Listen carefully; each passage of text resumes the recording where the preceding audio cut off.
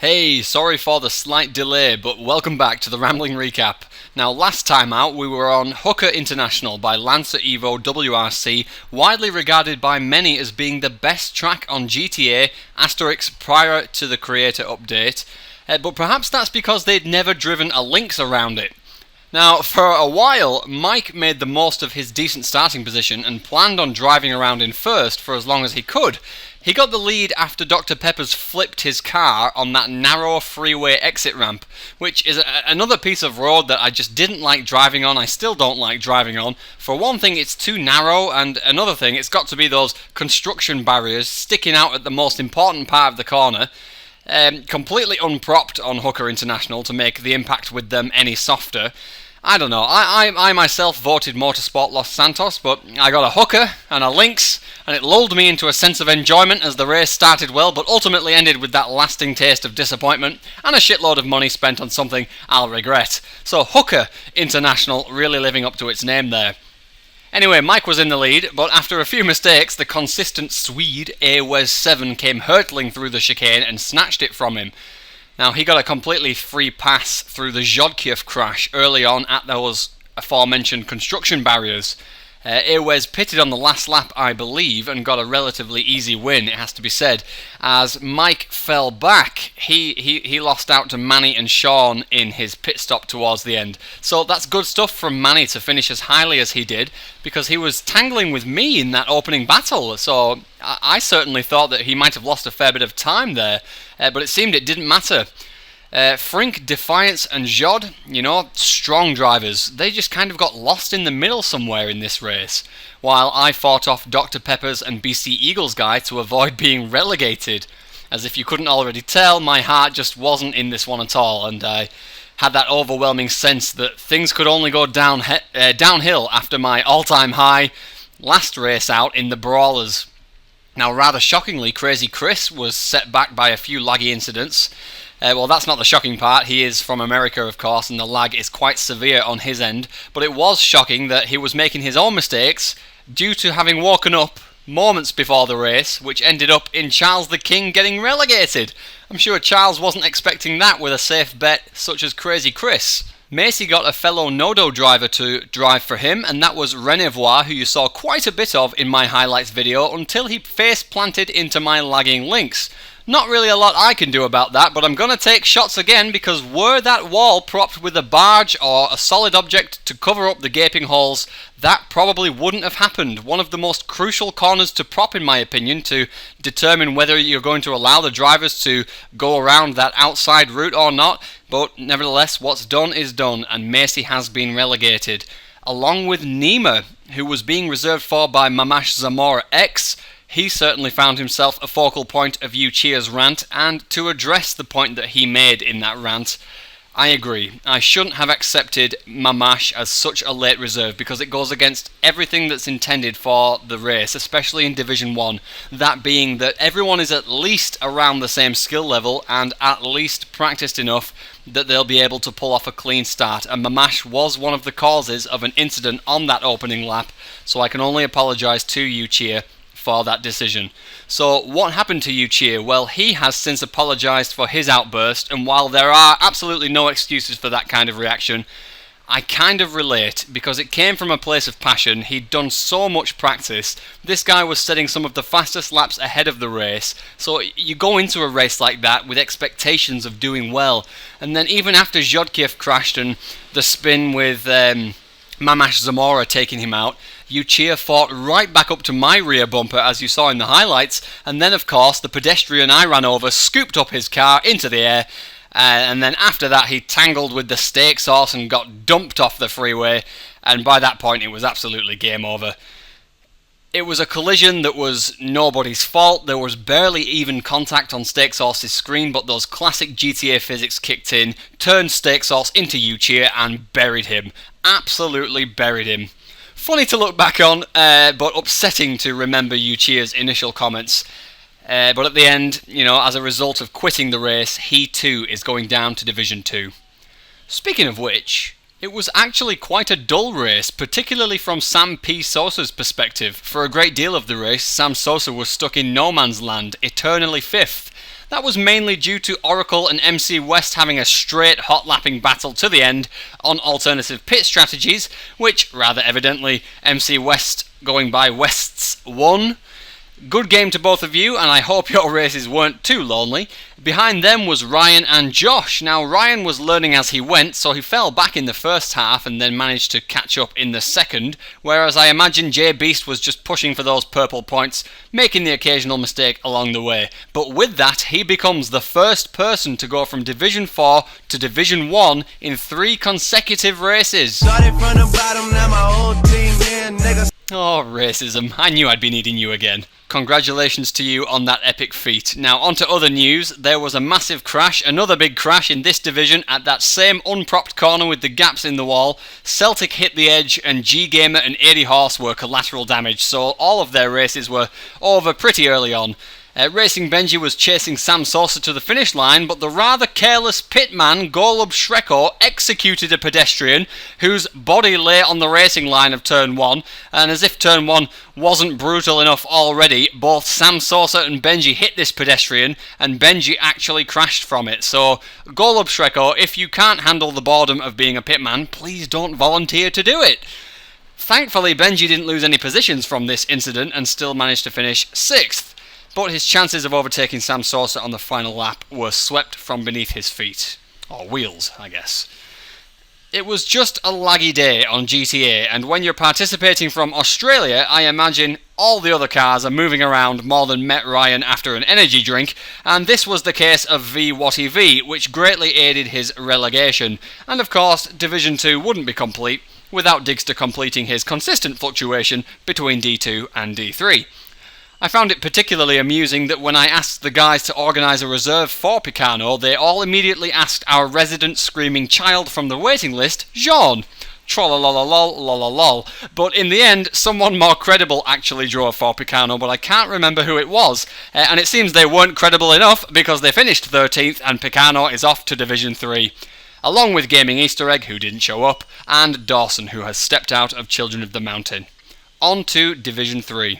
The first 15 minutes were dedicated to a lead battle between Blazing My Weed, who held on to his pole position for just over half the race, and Headshot, who actually overtook Blazing after he choked, but handed it right back a lap or so later with his own mistake at the same chicane. Later on, there was a big crash at Turn 1 between the two, which Headshot got the worst end of, and this allowed Dylan to move his way up to second. So with all this action taking place at the front, all eyes focused on who was putting in the hot laps behind, and those people turned out to be Haribo, reserving for Mo Youngster, and of course Crazy Chris. Haribo giving Chris a challenge all the way till the end. So while he may have gotten Charles the King relegated from Division 1, Crazy Chris makes the most of the opportunity given to him for the second consecutive week. He once again had the weekend's fastest vehicle in his possession, and was able to take away the maximum possible points score, which has seriously catapulted him into overall contention, as we'll see a bit later on. Headshot ended up besting Blazing for 4th, as did It's Connor's Reserve. Connor dug deep into the waiting list to find Pagaganois21, who is quickly proving himself to be a decent driver, as he would have got himself promoted if this were his race. But ultimately, Blazing My Weed and even Golub Shreko did enough to secure their D2 promotions. Not much to say about I'm Awesome and Double Duro, they just came home in 8th and 9th, while 10th was contested for by the reserves of the previous week's Shining Stars, Supply and Thol. Unfortunately for Thol, Supply found the stronger reserve driver in NOJ777, and Johan's son, Nick, was only able to muster 11th. To conclude, there was some controversy during the chaotic inviting process of this week, as KK Fiteni was ready to race, but somehow the host, Racing Benji, didn't send him an invite. Now, I've discussed with KK a better system for inviting people, as there's no way I can stop people from spamming the chat with stupid questions like, when does D3 start? Invite me to D3. When is D4? Who's hosting D3? Come on guys, this is what the event details and grid video is for, and as for the hosts of each lobby, when don't I tell you? If nobody wrote anything, my message with all the information you needed would be the only thing there to read, but alas, it's never so simple, and as a result, KK Fiteni has missed his race, which is why I can't relegate him. Fortunately, this didn't affect anything in terms of the numbers for race 6 because of Dawson's departure from D2.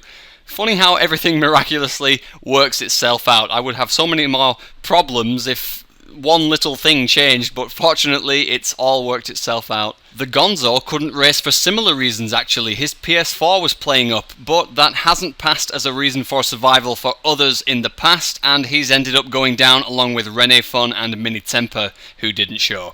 Alright, let's talk about Division 4. As always, you generally see how this division plays out in my highlights video, so I'll try to keep this short. It was raining and I expected disaster, but these guys put on one of the cleanest race starts you'll ever see. Lap after lap, the same snake kept passing me at the pit exit. You can see it on the radar in my video. The consistency of these guys in the Rapid GT in the rain was excellent to see. Jerome complained about a bit of shoving, but honestly, compared to what happened in the other divisions and given the conditions, this was top class. Started with an early Drubet lead until he crashed at the fabled turn 1, which handed the lead over to Lano Lurenko, who somehow had driven from the back of the grid to the front in a matter of laps, with Dodger and Jakey in hot pursuit. Joe and Jamie decided to pit early, as in lap 2 early, and it worked out fantastically for one of them, but not so well for the other. Always a risk-reward strategy when you make your one pit stop so early in a car that doesn't enjoy bumps when it's damaged, because you might find yourself revisiting the pits for a second or maybe even a third time. Joe actually came to a stop when he made his second pit stop, which he didn't need to do, and I feel this contributed to his elimination. Now, I said the Desert Raid race last time out was full of competition, but this week was no different. I mean, look at the names in this division, and that was genuinely the only explanation I could give to poor Tyler Durden, who's been waiting weeks on the waiting list for his chance, and look what happens when he gets it. Immediately eliminated. He even messaged me saying that he didn't feel that he's slow, and that's absolutely true. Tyler Durden was a mainstay competitor in the Multi-Class Endurance Championship, but once again, that is just a testament to the level of driver required to compete in this league nowadays, and it truly baffles me how awesome the competition is, and I love seeing who climbs and who falls. It was all drama on the final lap as Jakey mounted an attack on Lano Lurenko, and with a poor line onto the freeway, Lano buried Jakey against the wall and flipped him upside down. So of course, UFO driver was rubbing his hands, and he walked his way to third after struggling to get into the top 5 all race, while Whitey White gave Lano a chase to the line, like a real chase. Go and watch the conclusion of Lano's stream. I'll try to link it in the description down below. That was intense. Tom Pearson was driving for Jim Bob, and he too had a chase on his hands, but he was doing the chasing, and he was able to pull off a last-minute overtake on Evil Tunic going into the final turn. Great stuff all round. Jerome picked up some purple points after being down in the relegation zone, and Drubet just managed to survive despite making his way into first at the start. Sadly, we say goodbye to Tyler Durden, Joe WK, and Shady Fruit. Thanks for showing up. Skrazor has now returned from holiday, so perhaps we'll see him back sooner rather than later, as holiday goers get to stay near the top of the waiting list if they were consistently active beforehand, which Skrazor was, and I didn't hear anything from Marcel Wayne. So let's quickly check out how the waiting list race went to see if my additional points gave people more of an incentive to show up. Did we have more than 4 people this week? Well, in short, yes we did, but it wasn't the smoothest ordeal. Now, I generally trust I'm mixed because I've had close, clean and competitive battles with him in the past, and his report of this race was that nobody was abiding by the rules of clean racecraft. Jay Luke said something similar, that people were just taking each other out and not waiting. In fact, I received a clip of Machimp doing just that, which is why he's received a penalty, consequently dropping him from 5th to 6th, but apparently he wasn't the only one.